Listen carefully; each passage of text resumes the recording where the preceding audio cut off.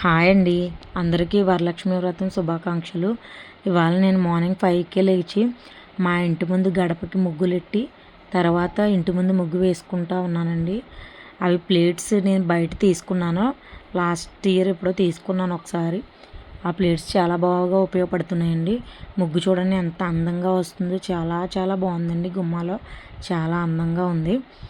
గబగబా వేసుకుని వెంటనే మళ్ళీ వంట దగ్గరికి వెళ్ళిపోయానండి. వంట రెడీ చేసుకుందామని. ఏమేమి రెడీ చేశానంటే వంటకి పరమాన్నం, పులిహోర, దద్దోజనం, గారెలు చేశానండి. ముందుగా అయితే బియ్యం ఉడకబెట్టేసుకుని పరమాన్నానికి కొంచెం దద్దోజనానికి తీసేసాను. దద్దోజనంలో పెరుగు వేసి తాలింపు వేసాను. ఓ పక్కన పరమాన్నానికి పాలేసి బెల్లము, కిస్మిస్ ఇవన్నీ వేసాను. నెయ్యి కూడా వేసానండి. పరమాన్నం అయిపోయింది, దద్దోజనం అయిపోయింది. ఇంకా గారెల పప్పు రుబ్బేసుకొని గారెలు కూడా రెడీ చేశానండి. గారెల పప్పు రెడీ చేసుకుని గారెలు కూడా వేసేసాను. టకటక గారెలు వేసేసి గారెలు వేసిన తర్వాత పులిహోర మాత్రం మా అమ్మగారిని చేయమని చెప్పాను. ఎందుకంటే నేను దేవుడి దగ్గర రెడీ చేసుకోవడానికి వెళ్ళిపోయాను అనమాట. గారెలు వేసిన తర్వాత పులిహోర మా మదర్ కలిపారు. నేను దేవుడి దగ్గర రెడీ చేసుకున్నాను. ముందుగా అయితే దేవుణ్ణి తీసుకొని చిన్న శారీ కట్టాను. 1 మీటర్ ముక్క తీసుకొని పట్టుది తీసుకుని శారీ కట్టి తర్వాత దేవుడికి కలశం తయారు చేసుకోవాలి కదండి. మొహాన్ని కూడా ఫేస్ కూడా కట్టాను. ఫేస్ కూడా కట్టిన తర్వాత కలశం రెడీ చేసుకోవాలి కదండి.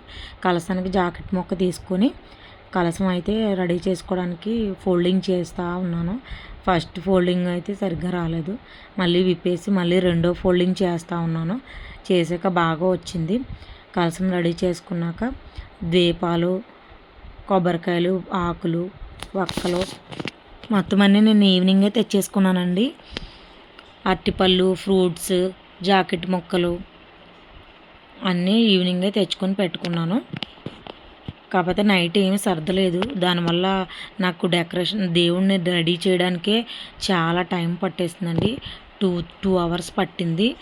దేవునికి రెడీ చేసి కలశం చెంబుకి పసుపు రాసుకొని మళ్ళీ బొట్లు పెట్టుకొని కలశంలో వాటర్ వేసి పసుపు, కుంకుమ, అక్షితలు, పువ్వులు, ఒక కాయిన్, జవాది పౌడర్ అవన్నీ ఉంటే అవన్నీ వేసుకోవాలండి. సువాసన వచ్చేవి ఏవైనా వేసుకోవచ్చు అందులో.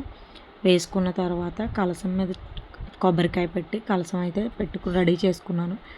గాజులు వేసి కలశానికి. తర్వాత మా మదర్ అంతలోకి పులిహోర అయితే రెడీ చేసేయడానికి తాలింపు వేసేసారు. తాలింపు వేసిన తర్వాత చింతపండు పులుపు అవన్నీ వేసేసి పులిహోర అయితే రెడీ చేసేసుకున్నారండి. రెడీ చేసుకున్న తర్వాత నేనైతే పూజకి దీపాలు, నూనె అవన్నీ రెడీ చేసుకున్నాను.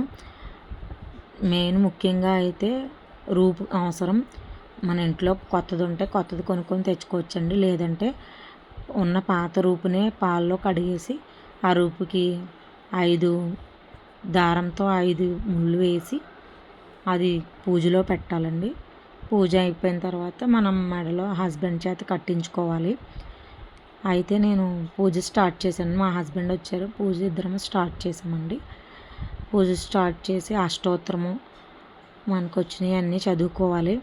మెయిన్గా అష్టోత్తరము, వ్రతకథ ఇవన్నీ చదువుకోవాలి. చదువుకున్న తర్వాత హారతి ఇచ్చేసి 5గురికి తాంబూలం కూడా ఇచ్చేసానండి. నా పూజ ఇంతటితో పూర్తయింది. ఈ వీడియో మీకు నచ్చితే లైక్ చేయండి. నా అకౌంట్ని ఫాలో చేసుకోండి. Please support. Thank you for